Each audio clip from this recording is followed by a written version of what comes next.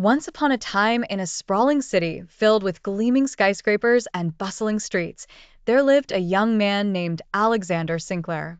Born into one of the wealthiest families in the country, Alexander had every luxury at his fingertips. His days were spent in private schools, opulent mansions, and exclusive clubs. His life seemed perfect from the outside, but he often felt like a prisoner to his own privileges. Alexander's father, Jonathan Sinclair, was a titan in the world of finance. His mother, Evelyn, was a renowned philanthropist. Despite their achievements, they were often away on business or charity missions, leaving Alexander to navigate his world largely on his own. One crisp autumn day, Alexander decided to visit the city's bustling Central Park, a place he had not explored in years.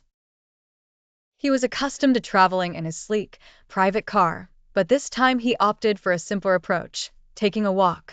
The park was alive with families enjoying picnics, children playing, and street performers adding a touch of magic to the scene. As Alexander wandered, he came across a small, dilapidated playground. It was a stark contrast to the pristine facilities he was used to.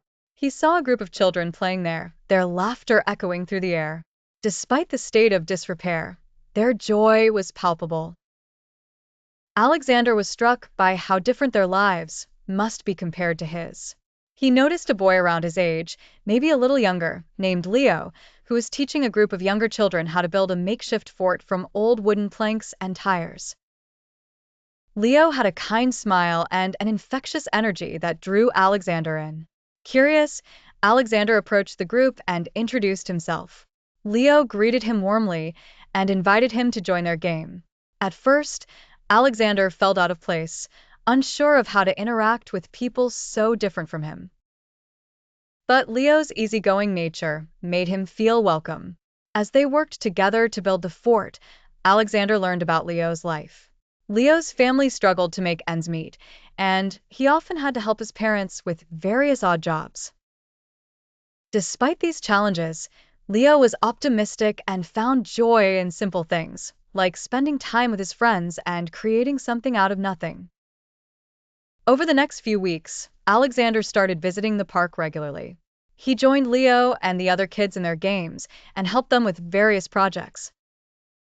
He learned to appreciate the value of creativity and community over material wealth. Through these interactions, Alexander discovered a different kind of richness, a richness of spirit and connection that he had been missing.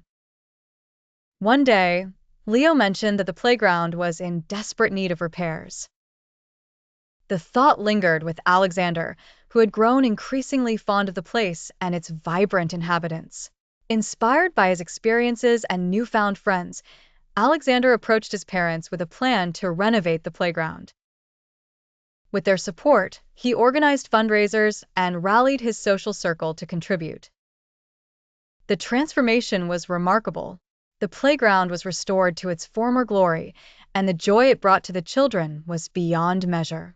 Leo and his friends were overjoyed, and Alexander felt a deep sense of fulfillment that money alone could never provide.